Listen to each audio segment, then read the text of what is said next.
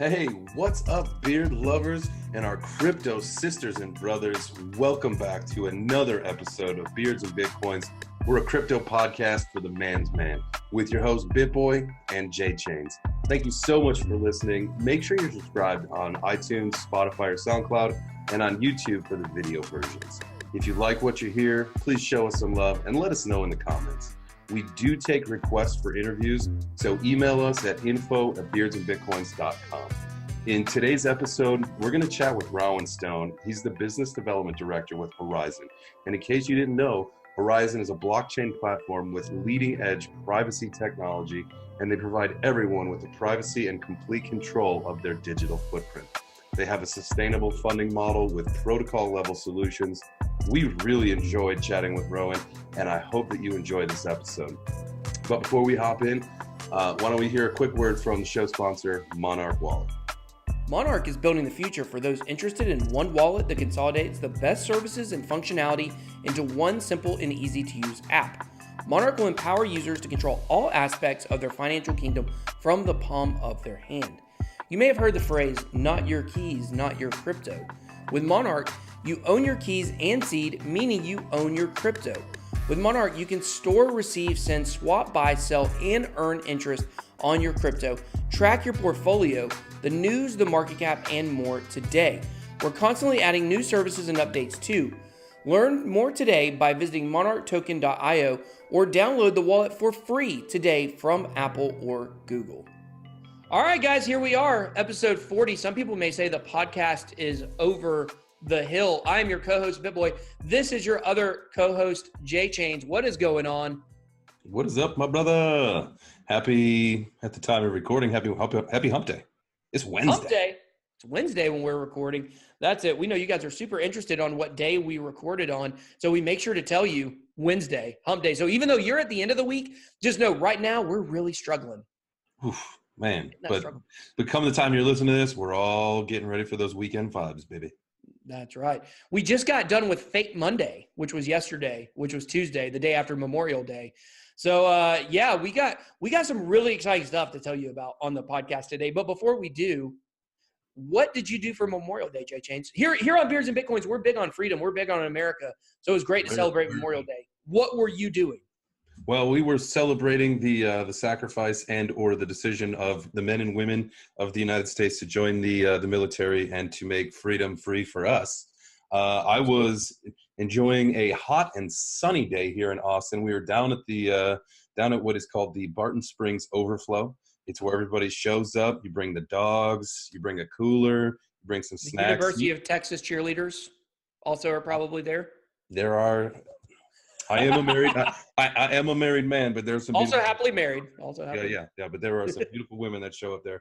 It's a fun place to just go chill out and kind of cool down when the temperatures are hot, the water is cold, and typically the company's fantastic. So we didn't bring our paddle boards down. We recently got the paddle boards, but we didn't do that there because it was a little too crowded for Memorial Day. But man, we had a good time.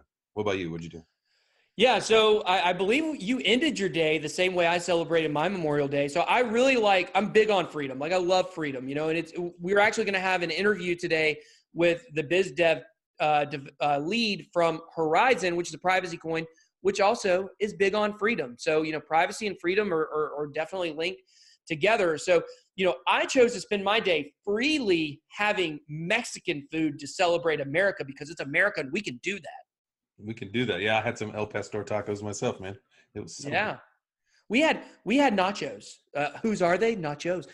We had nachos. Everyone in my family, we had nachos on Memorial Day to celebrate that it's our freedom and it's nachos. And why did you do that? Because you could. Because I can. Because it's American. And mostly, very important, the wife loves Mexican food, and she had a wedding the day before, and she had been on this really crazy diet, trying to make sure she was ready for being in this wedding and stuff. She didn't marry somebody else. She was just in the wedding.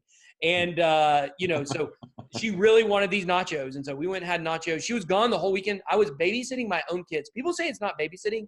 When you got 3 kids, 7 and under, it definitely feels a lot like babysitting sometimes. But I was doing that all weekend long. So it was definitely pretty fun. Kind of. That's fun. It's I'm sure that it poses some challenges, but I'm sure all in all, it's a good time when you get to spend some quality time with the kiddos. Oh, I love my kids for sure. So What do you, yeah, would I you like? definitely Would don't you like? What kind of stuff do you make them for dinner? DoorDash. DoorDash, order some pizza. I actually did make hot dogs one day. Cereal served a lot of, meals there, but the wife had left me some hot dogs, and I actually physically cooked hot dogs, well, in the microwave. But still, that's huge for me. So I don't do a lot of cooking. Yeah, you actually have a chef background. I have none of that. So This is true. my specialty, ground beef in a bowl. That's my number one go-to meal. Yeah, We talked about that when you were here in Austin. yeah, definitely. Well, that's like your go-to. Go-to. You got to get that ground beef in that bowl.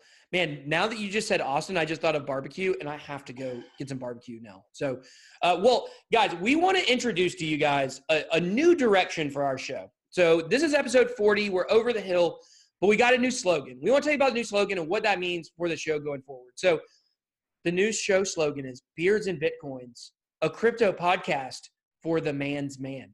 Ooh, so sounds so good. Sounds so good, doesn't it? Because you guys know we don't get super technical on the show, and we're talking about beards.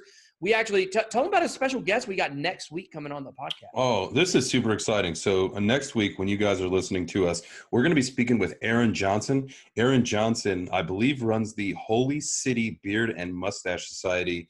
And if I'm going to look back here, he was the 2017 World Beard Champion in the goatee category. Goatee. Ooh, I used to rock that goat.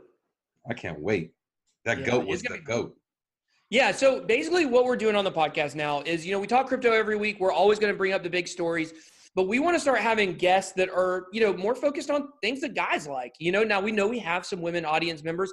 Lynn, I'm looking at you. I know that you're definitely a proud female member of the Bit Squad and the Beards and Bitcoins family. And we definitely have, some ladies that listen to the show, but JChains and I, we're just regular guys. We like stuff that guys like. We like sports, we like beards, we like motorcycles, we like barbecue. We like stuff that dudes like. And so that is some stuff we're going to be, having some guests on the podcast to talk about stuff like that in the future. Definitely still mainly crypto focused, but you guys know we don't get super, super, super into the technical side of things. This is not a techie podcast by any stretch of the imagination. If you're a regular dude, then you're going to like this podcast. So you might even love it.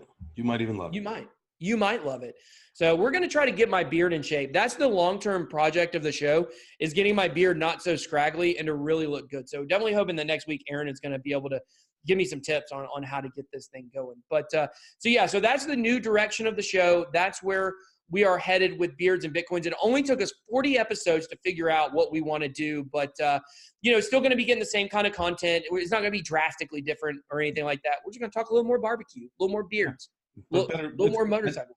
And it's better late than never. And hey, if you've got something going on in your world that you want to hear us talk about, if it's like dude related or just straight up awesome, email us, info@beardsandbitcoins.com. Drop us a note, say, hey dudes, chat about this, and we got your back. Yeah, and I think we're also going to be doing a newsletter here soon or something like that. We don't know what we're going to be doing, but you guys will be looking in the future. We're going to tell you guys where you can drop your email address so we can give you some extra content. So to make you extra content, we'll drop you some extra content. So yeah, but let's talk about what happened this week, because everybody remembers where they were when JFK was shot. Now I wasn't there. I was not born yet. Okay, everybody remembers, and I'm sure you remember exactly where you were when 9/11 happened, right? I was in my school cafeteria getting like a grilled cheese sandwich or something. I was moving a refrigerator, and I was going to night school at the time. But yeah, I remember the whole details of everywhere I was at. Where were you at when we had the big green Bitcoin candle this week? That's where I want to know. That's the next question. We went over 8,000. Where were you this week? We're going to talk about what Bitcoin did this week, not the podcast with Peter McCormick, but our actual what Bitcoin literally did on the charts this week. So I'm going to pull up the chart for you guys that are watching. Pull that baby up. Yeah, pull that baby up for you guys that are watching on the YouTubes, which we appreciate. If you're not subscribed to Beards and Bitcoins, make sure that you do that. So, where were you this week, Jay, when the candle went up? So the candle went up Uh, Man, I feel like this maybe wasn't as significant as I think now that I'm trying to remember, but I probably was at home. What day was it? Was it, was it You Monday? blew you blew this so big. I blew the segment. You blew You're the entire segment. You I'm blew just the kidding. entire thing. I was at home. I was at home. I'm just kidding. I was at home. I promise. I promise. I promise. I'm just trying to mess with you. We're still like with my job that I have during the times that I can't be focused on crypto. We're still kind of in the busy season. So this was the week that Division I baseball was selected, and those guys traveled and hit the road. So I was definitely at home. I was definitely half on my computer, half on my phone, and I had my tablet. I was that idiot that was scrolling Blockfolio, the one that they made a GIF of last time. I was, you know, I know that I put a post out on Twitter that said, when are we going to hit 10K? I think the overwhelming majority of the people who voted on that said Friday or beyond this week.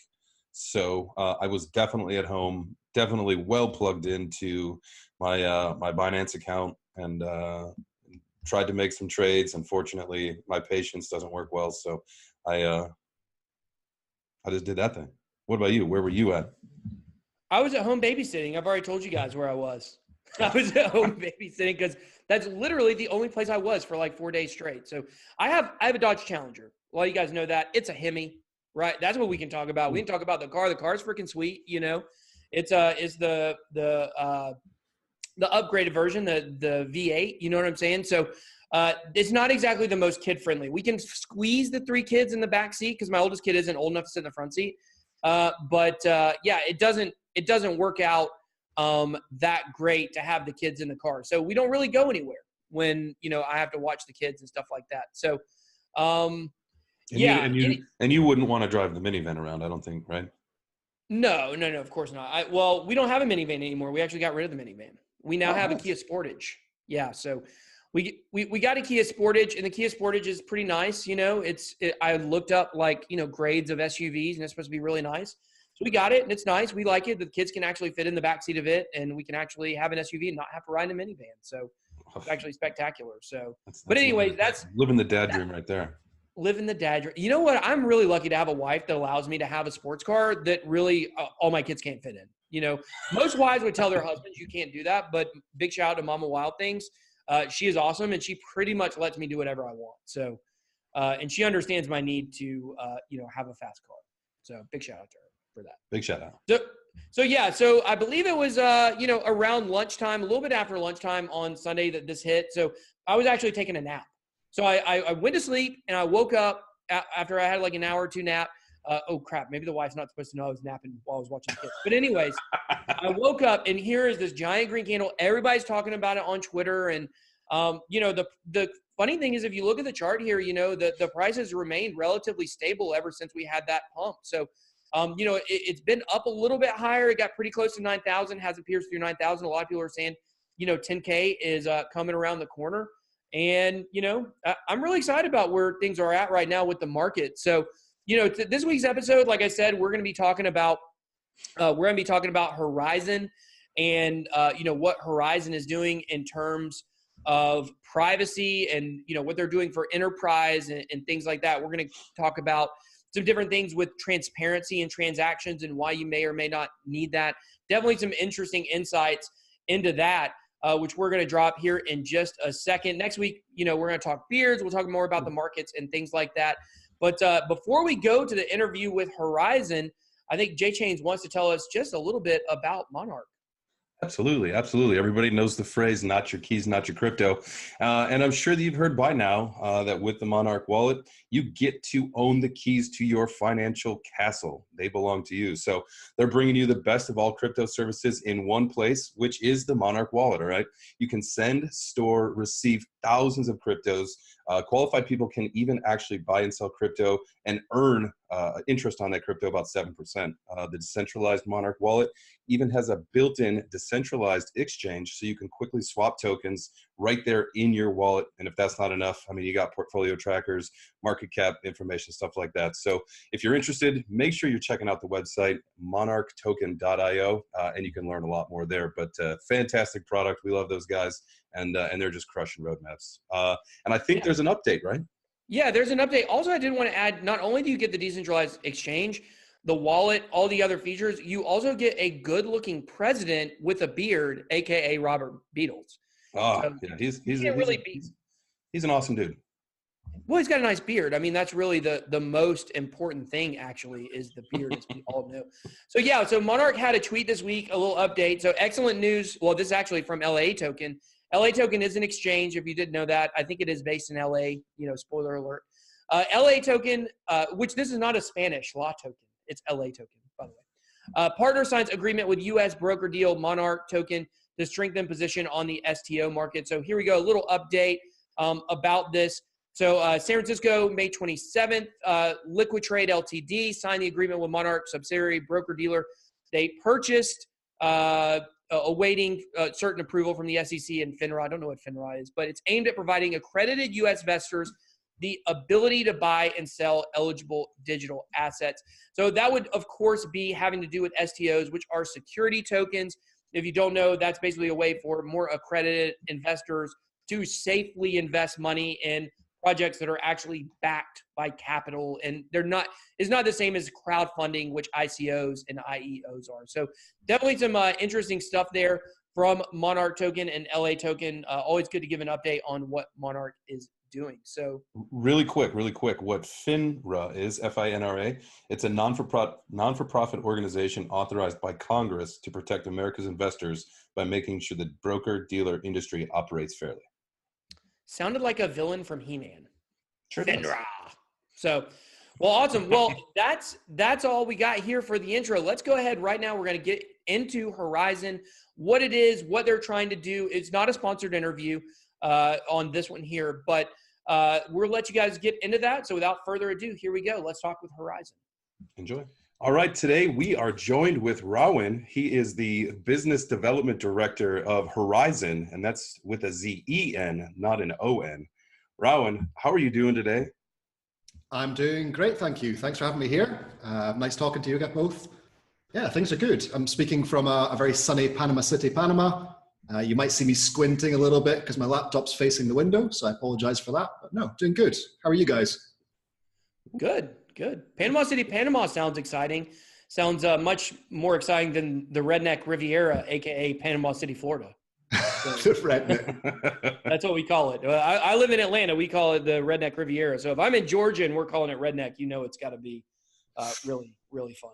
Yeah, but Panama, I've done some research with my family about going down there for a vacation, and that is just a beautiful area. So I mean, you guys, it's like a hidden treasure. I don't think too many people go down there quite yet, or you guys are really starting to build up the infrastructure down in Panama City. Is that correct?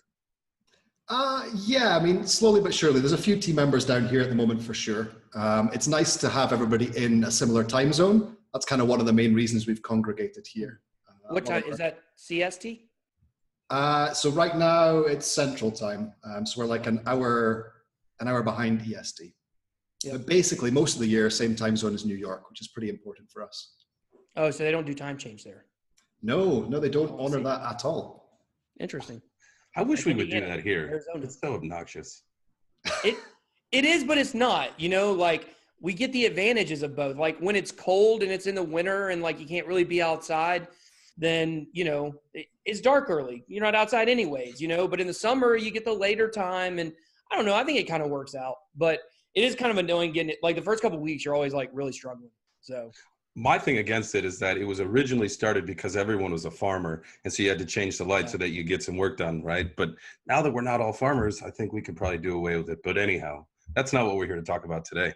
Are you sure? Because I really am enjoying this time zone conversation. I don't know what's on the horizon for the rest of the interview, but I think this is a strong start. Oh, boom! There you go.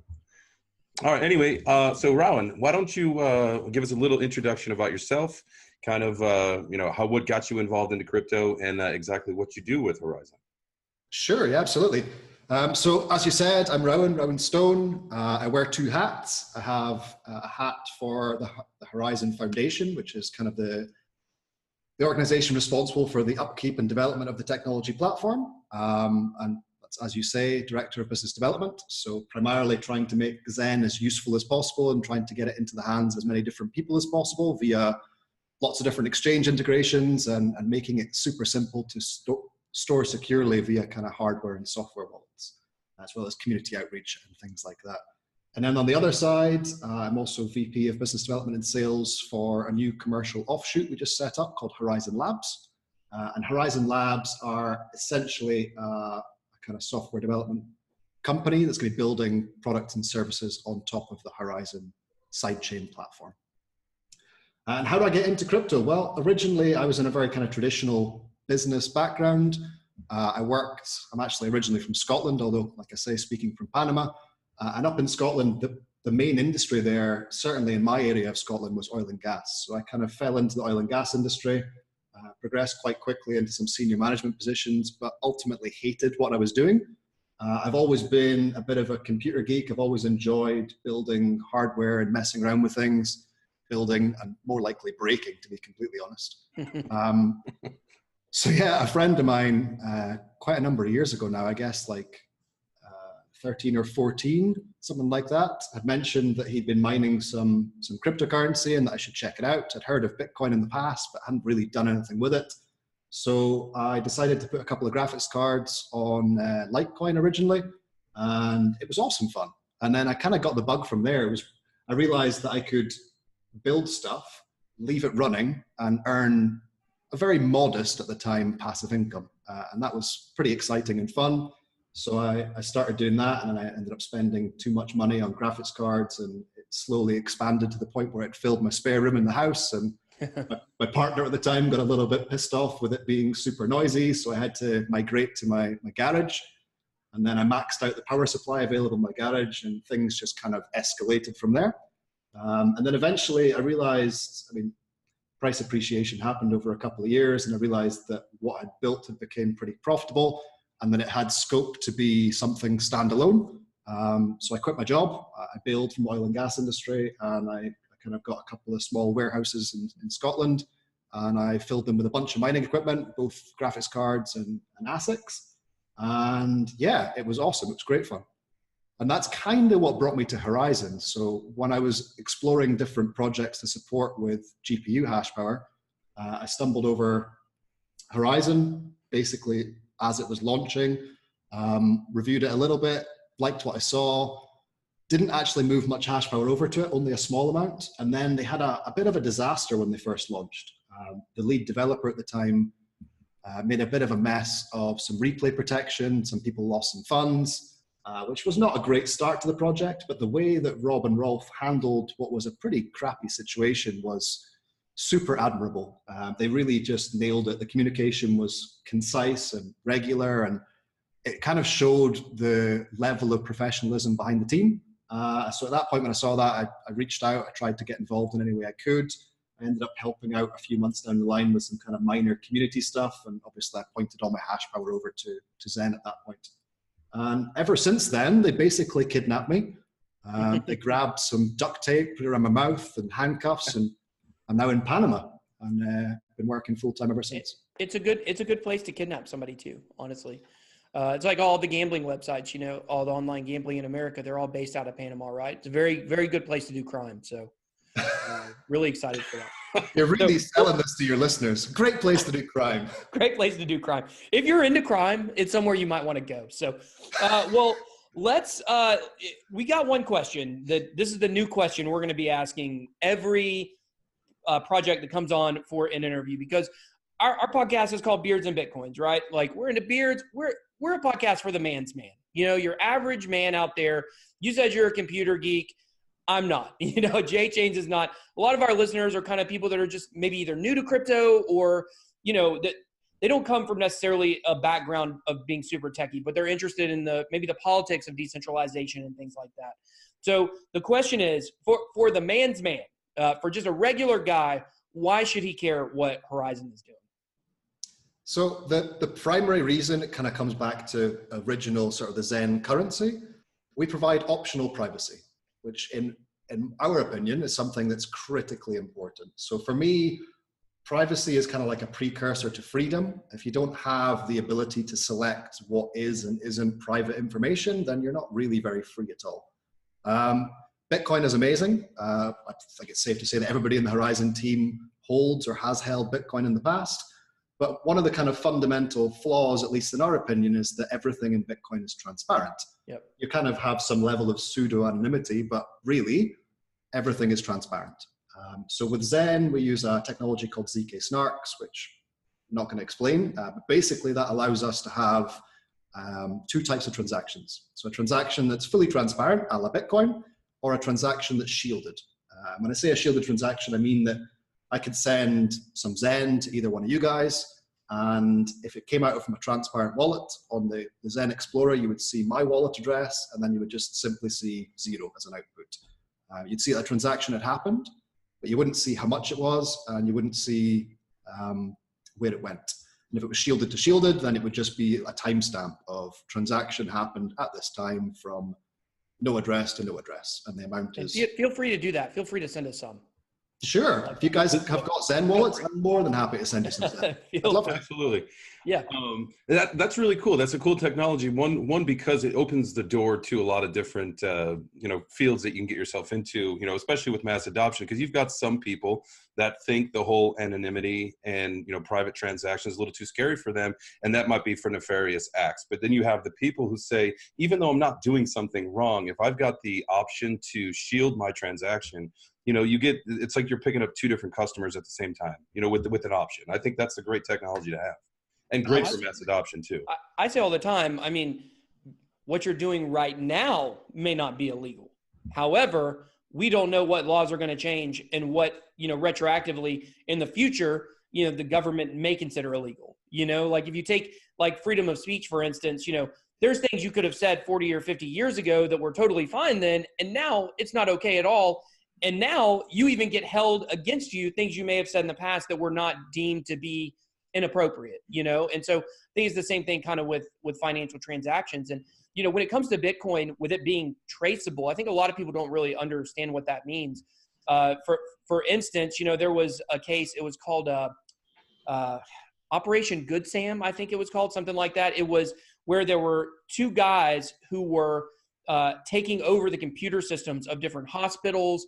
I live in Atlanta, or very close to Atlanta, and they actually took over the Atlanta government, their computer system, and basically they were holding it ransom for Bitcoin. And so So what happened is that over time, the government was able to, if you imagine every transaction is kind of a spider web or like a fork, you have a transaction, it gets sent here, then that, wallet sends money here, and it's just a giant web. And if you can just figure out the owner of one of those addresses, because it's all transparent, you can then trace that back. And they were actually able to track down the two guys. They were Iranian nationals, and they doxed their names in public. The FBI did. They said, these are the two guys, these are their names. If you do transactions with these guys, we are coming after you. And so it was a very interesting thing that happened. It's just funny that my city was, kind of involved in it. But that's what happens when you have a cryptocurrency that is supposed to be anonymous. However, it's completely transparent. So it sounds like Horizen is doing something, like you said, with the shielded transactions to kind of keep that. Basically, you're not able to trace transaction to transaction. Yeah, but it's important to mention that we are transparent by default, and we still believe that's the kind of correct way to be, because you don't need to shield everything you do. And for the majority of people, they don't mind that people can trace their transactions because there's nothing to hide. If you're purchasing something with some Zen or whatever the case may be, great. You can use standard transactions and it'll go through just fine. And then you've got that kind of backup ledger, just like you do in every other cryptocurrency, so that you can check and see the history. But when you need to have some privacy, when you want to purchase something that maybe you don't want people to know about, you have the ability to do it in a shielded fashion. I think that's really important in a kind of business standing point as well, because you simply can't do business without privacy. Like if we're competitors and I can see every transaction you make and I can see how much you're buying all your materials for. Never even thought about that. You can't even be remotely competitive. I'm going to just go and circle around and buy stuff or undercut and do whatever I need to do. So privacy is super important in everyday life, but it's also critically important in the business landscape. And in the business landscape, it's even more important that the private feature isn't always on. because in business, you need to have transparency. You need to do your taxes. You need to be able to prove that things have happened and definitively state that you've received payments. But similarly, you need to be able to hide what you need to hide to keep your own competitive edge. That's a very, very, very interesting point that I honestly have never even considered. So I know that JChains, like, he kind of wants to hide some of his transaction he does for, like, I don't know, his women's weekend wear or whatever he does, you know? That's right. That's my thing. Don't you worry about that. But is that what the beards are for? The beard's like a disguise to sort of throw everybody off the scent. Exactly. That's exactly. For him. I mean, for me, this is just don't let them fool you. This thing's a peel off, man. Well, cool. Well, I wanted to move into, I definitely do want to explore more of the privacy and, you know, the future of privacy coins and government regulation, things like that here in a minute. But I did want to bring this up before we got, you know, really too deep in the weeds here. I want to know about the rebrand because you guys were Zencash before, and I want to know if I'm correct. Is the reason you guys rebranded because Zencash was too similar of a name to Zcash? It's not the reason, but for sure that played a part in the kind of overall picture. That was always my suspicion. Yeah, I mean, for sure that was a part of it. The real kind of ultimate reason is that what we're trying to do is build a technology platform, a completely open, decentralized, censorship-resistant technology platform that anybody anywhere can build products and services on top of. That brings us a long way from the original kind of launch of just being a privacy-oriented cryptocurrency. There was always the aim to get to there, but as we got closer to having that kind of infrastructure and software development kit in place, we realized that having the word cash as part of the name was actually quite limiting. We don't want to be seen as purely a cryptocurrency. Zen, if you like, is almost the first app in the Horizen ecosystem. So we thought it was very important to rebrand and reposition and really expand the horizons of what we're all about, but also super important to keep our roots, which is why we kept Zen in the name. And the ticker obviously remained the same as well. Yeah. Zen, I mean, that's a pretty good word. I mean, it just played so well from, you know, the Zencash into the Horizen. And I like the rebrand. I like the, you know, the new logo that you guys have. I think that was a, you know, you did it as a fresh thing. Everybody likes something fresh too. And Zen, man, that's chill. It's like doing yoga. Exactly. You got to stay Zen. Yeah. Yeah. Especially one thing that I certainly cannot do. I'm lucky to touch my toes when I bend my legs, you know, so. But yeah, that's very interesting. And you know, another thing I want to ask you, since you guys are kind of moving on, so this technology platform you guys are looking to do, is it more of like an enterprise chain, or is it more like where people will be able to build dApps on top of it? What does that kind of look like for you guys? Okay, I'm going to have to take a little step back to explain this properly. But so we kind of see, I don't know how much detail and how much time we have here, but we see there being kind of we have as much time as you want. Cool. Yeah. So we kind of see three big problems across the industry. We see the inability for a lot of different platforms and currencies to scale as being a massive problem. The best example of that is Ethereum with CryptoKitties. They had some kind of very small level of traction within a tiny subset of our community, our crypto community, not the mass market. But even that tiny subset of people was enough to kind of slow down and almost grind the Ethereum network to a halt. And it happened because they're trying to cram everything that happens in that network through the main chain. So they've got one size pipe and they're cramming absolutely everything through it. So when things pick up in terms of transactions, obviously there's not enough capacity there. So scaling we see as being a really big issue. We're trying to tackle that in two ways. So we're trying to tackle it by moving our main chain to something with a higher transactional throughput. Now, the current research that we've been doing in the background with IOHK has been around moving from a standard blockchain to a directed acyclic graph, a DAG type architecture. And that's ultimately allows us to play tunes with the number of blocks we can solve, which means more capacity. The other way we're trying to scale is that we're trying to build products and services, but rather than building them on infrastructure on the main chain, we're using like a side chain architecture. So whereas Ethereum have all of the smart contracts and the applications that are built in the same mix as normal transactions, we're going to have kind of, think of it as like little extensions to the network, little bespoke areas where we can build products and services for a particular use case with defined sets of logic and criteria to fit that use. So sidechains is kind of our way of solving the scaling issue. The next big issue we see is governance. We don't want to get to a point where we're forking ourselves to death because we can't agree on simple things like That's the what she size said. of the block or whatever the case may be, on-chain scaling versus off-chain, or whatever other big argument you want to have that's going to cause lots of forks. So we've put a lot of effort into trying to really figure out a fair way of governing the Horizen ecosystem. Again, we've done a lot of research and development in partnership with IOHK, and ultimately we'll be moving to a kind of treasury DAO system. So a decentralized, autonomous organization where Zen holders are able to vote in a fair way and be incentivized to vote so that we can kind of reduce voter apathy. So that's our way of solving governance. And then really to circle around to the question that you'd actually asked me, the third problem that we see is really kind of utility / adoption. Like we're not going to get anywhere as an industry if we don't get a much bigger percentage of the world to start taking advantage of this new technology. So we see that as having kind of two sides. We see the first side as being everything's too complex. To your point earlier on, you mentioned that you're not a super techie guy.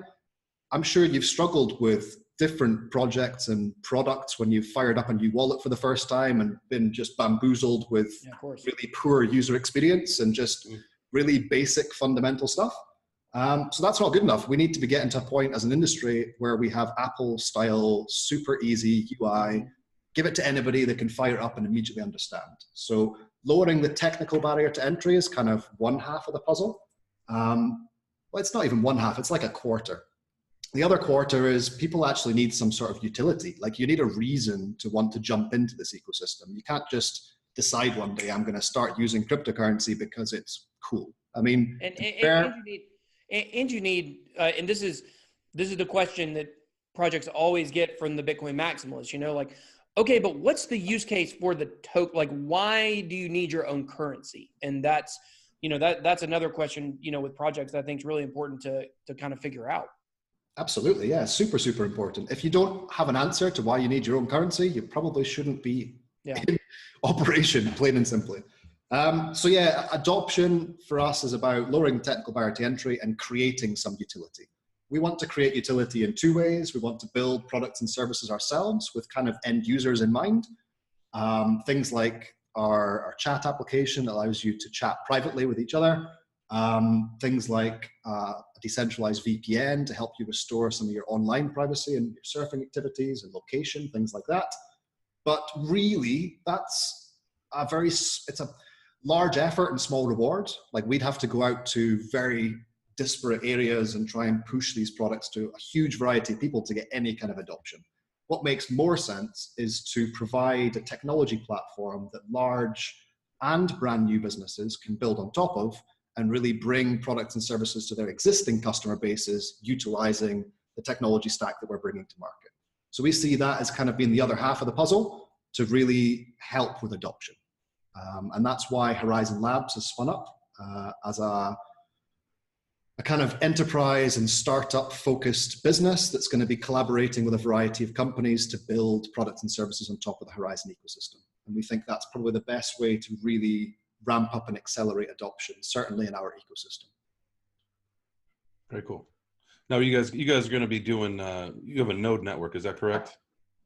Yeah, absolutely. So we diverted a percentage of block rewards. We're to kind of go back to the start. We're a proof of work cryptocurrency.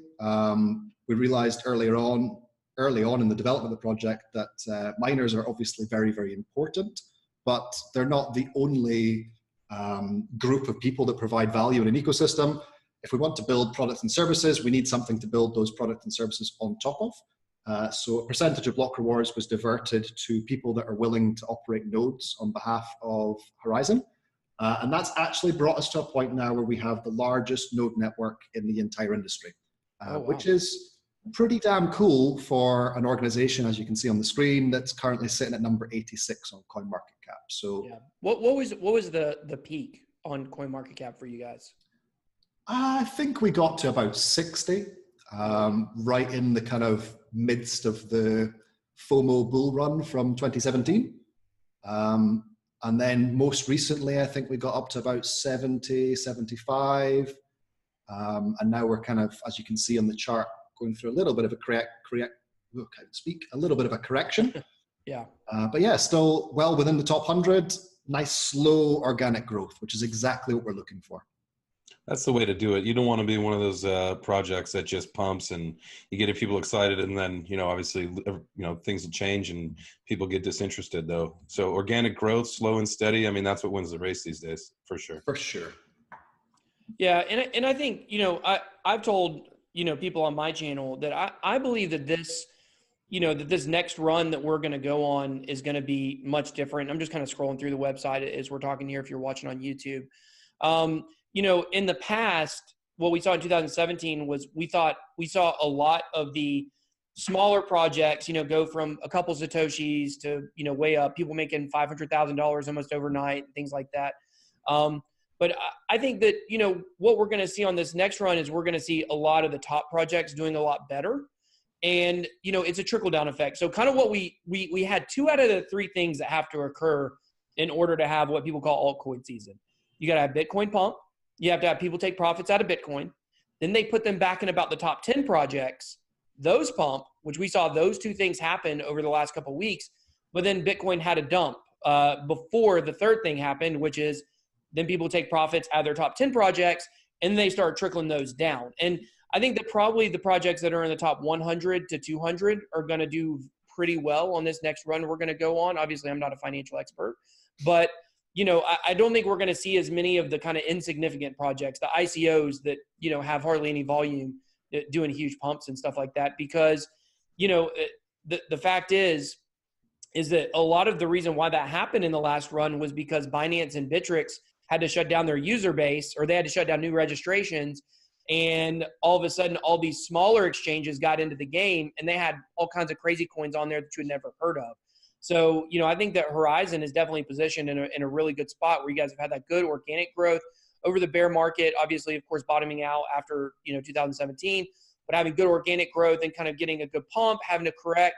I think you guys are in probably a pretty good position, especially with the rebrand, I think rebrands they're almost always good for projects outside the top 10, I think. To be honest, I kind of want us to continue flying under the carpet for a little bit longer. I mean, we're definitely a build first, shout later type organization. And we've made a lot of promises. Really 2019 for us is the year of delivery. So we need to really roll up our sleeves, which we have done, and really, really start working super hard on bringing all of the different components that we've promised the community to the market. And ideally, I'd like the price to stay kind of reasonably stable until we've got everything out and there. Good luck with that. Yeah, we'll see how it goes. We'll see how it goes. I mean, it's never bad for the price to appreciate. Don't get me wrong. It's Right. fantastic. Our budget is directly correlated to the value of Zen. So as Zen goes up, it means we can pile more money into engineering and we can fast forward our efforts. So it's But what about yacht parties, strippers, and coke? yacht party strippers. Is that not in your budget? I know I'm in Panama. I knew you were going to bring that up. No, we're managing to resist the yacht parties, strippers, and coke. If we when you guys get there, I'm only in Austin. That's a short flight away. You just call me. I'll come down and party. Yeah, Awesome. my wife may not approve that. But, in all seriousness, like, I like that attitude. That's a great attitude to have. I think if you're investing in a project for long term, like, that's the attitude you want your team to have. Like, yeah, if the price goes up, that's great, yada, yada, yada, but we're building. However, like, that's not reality. That's not, in my opinion, what's going to happen, because we're still at least 1, maybe 2 runs away before the product itself is connected with the price. Right now, it's still purely speculation. Like a project I'm real big on, I run a node on, is IOST. And like, if you compare IOST, their decentralized platform, to what Tron and Ethereum and EOS are doing, like doing more transactions, it's a more decentralized. There's all kinds of great things that actually make it, in my opinion, better than those projects. Like, it's very similar to Tron without any of the negative public feedback that you get from Tron. So it should be doing better than it is. However, that's just not how the game is right now. I look at a project like Cardano, and I can make an argument that Cardano is going to do extremely well in the next run because it has no product and it has nothing for anybody to nitpick. So it's almost like the ones that already have the working products out, they have more room for criticism than the ones that don't yet, because they can still talk about pie in the sky dreams about what they want to do in the future. I know you said you guys are are going to work with IOHK or whatever. But, you know, that's my take on it. I think the speculation is still completely driving this market right now. I don't know if when the products connects with the price, if we'll have some kind of big crash, or, you know, if it'll just be more organic growth after that. But, you know, like I said, I like the attitude. I think it's a great attitude. I think that's what you want your team to be working on. You want their heads down, working on the project itself. But yeah, you guys will pump really huge when we go on a run. So you bring up a good point. I mean, I think we're at the point now where, I mean, you know, back in the last bull run where, I mean, all you had to do was put out an article and your price would blast up. Now you could put out your product, you could have a huge partnership, you could announce all these things. And I've seen projects even go down after that point where, you know, it's not the news, it's not the article, it's not the product right now. Like you said, it's still speculation. We're still in a really immature marketplace. And that's kind of the bottom line. I mean, we've got some of the bigger players, some of the more traditional heads that have come into the space with their capital, and they understand a little bit more deeply how to really define value. But I mean, how do you define value to a cryptocurrency? It's still a big question. You can look at products and services, you can look at user base, you can look at adoption, there's lots of things you can do, but to actually define what its true value should be is extremely difficult. But yeah, I mean, I think certainly seeing things like big partnerships being announced and products being taken out and released and seeing price goes down is a little bit concerning, but I think because we are still in the speculation phase, you'll probably find that these pieces of news have been factored into price a month in advance. Yeah, for sure. Because once they actually get the whales are the ones moving the market, and they're the ones that have the inside info, you know? For sure, that could be part of it. Yeah. But I think it reminds me of like Shark Tank. You ever watch the show Shark Tank? I haven't actually, no. Oh, really? Okay. Well, Shark Tank, it's got, you know, Mark Cuban is on there, and Kevin O'Leary. Kevin O'Leary, and AKA Mr. Wonderful. Mr. Wonderful. Wait, this is the show with like a panel of investors and people kind of pitch. Exactly. Okay. There's like a UK version of that called Dragon's Den. So I'm familiar with the concept. I've just not seen the US version. Dragons versus Sharks. That might be a better show.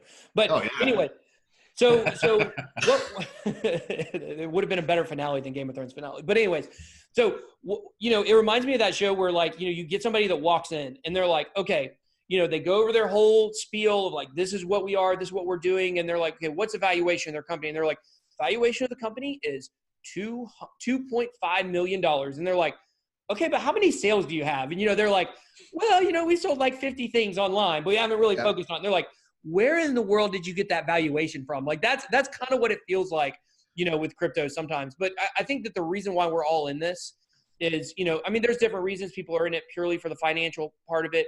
That plays into why everyone is in it on some level, I believe. You got some people that are in it because they are super into tech. They're developers. They want to develop stuff and get their name out. You got other people that are in it for, like I said, the political reasons in terms of just, you know, like freedom of speech or censorship-resistant platforms and things like that. But, you know, it's still all just speculating on what it's going to be one day. And so all of us that are in it, we're kind of betting on the long-term game of we think that these projects, like, while it's just highly speculative, we think one day they will be worth more than they're worth right now because of the huge influx of blockchain technology that's going to go into our lives. Like, we all believe, I think none of us would be in this if we don't believe that blockchain is going to be close to as revolutionary for the world as the internet has been, you know? And so I think that's why you see these giant, you know, market cap numbers for things, for projects that don't exist yet, because people are seeing the future. You know, we're seeing where things are going. So, and we don't yet know what the killer app actually is. I mean, we know that blockchain not has CryptoKitties. Well, probably not CryptoKitties. No, probably not. But we know that blockchain's got properties that make it super attractive. We know that it's a great way to decentralize trust. We know that it's a great way to create something that's digitally immutable. But we haven't, as an industry, really figured out exactly where to deploy that. We haven't figured out which application or product or service that these qualities enhance to a point where it makes perfect sense for a mass market audience. And that's probably a good time to mention what Horizen Labs is trying to do. So the whole idea of the sidechain platform that Horizen and Horizen Labs are creating is that we're trying to bridge the gap between public and private blockchain. And I say that because like I just said, public blockchain is fantastic if you want to decentralize trust. It's awesome if you want to have something that's truly immutable. However, if you're an enterprise business or a developer or a startup or whoever, and you want to build a product or service, it's very rigid. You can't define the rules. The rules are there already. You don't have any control of the logic, and you can't decide who comes and goes. So yes, it's awesome that it's open, decentralized, permissionless, yada, yada, yada. Fantastic. But if you want to build something bespoke, you kind of need a bit more control. And on the flip side, private blockchain is fantastic if you want control. It's fantastic if you want to be able to build your own logic and define everything, decide who comes and goes. But it's centralized, doesn't actually decentralize trust at all, really. And arguably it isn't really immutable because you've got only the servers or the nodes that are hosted within your own network. So Horizen sidechains are trying to kind of bring these two areas together. Horizen public blockchain with sidechains that are basically bespoke areas plugged into them. So that's kind of the aim. We're trying to sort of meld the two worlds and provide a solution that can give businesses the best of both. Very good. And this is like have you just celebrated or you're about to celebrate your second anniversary? We just celebrated our second anniversary during Consensus in New York City, maybe like just under 2 weeks ago. So super recent. Very good. Happy birthday. Yeah. Happy anniversary. Thank you very much. Anniversary and birthday, it probably both fit here. So, well, birth-anniversary or birth anniversary? Oh, you're going in dark territory, Chains. Let's stop right now before we get too crazy. Okay. Thank you so much for joining us. I mean, I think this has been, a very good talk. Very interesting, bringing up a lot of different points. You definitely opened something up in my mind when you were talking about the transparency for business transactions and how basically, if you do everything transparent, like anybody can just copy what you're doing. So that's a new thing I'm going to think on for a bit. So definitely thank you for joining us. And the website is, what is the exact address, the URL of the website? So we have horizen.global, which is the foundation. And then we have horizenlabs.io, which is the software development company. Right. And then you said that's the for-profit, Horizen Labs. It is indeed, yes. And that's okay. We like people making money. That's a good thing. In cryptocurrency, it seems to be a dirty word, profit. But nobody does anything for free, guys. No one's working for free. Yeah, you guys aren't investing in these projects because you think you're going to lose money. So, definitely thank you for joining us, and we will talk to you guys later. Awesome. Thanks for having me. Thanks, Rowan. Talk to you soon, man. Take care, guys. Thank you for listening to Beards and Bitcoins. Big shout out to our show sponsor, Monarch. You can find them at monarchtoken.io and on Twitter at monarchtoken. You can find Beards and Bitcoins on Twitter at Beards Bitcoins is the handle. We would love to talk with you on Twitter or any of our other platforms. Thank you guys so much for listening and all the support.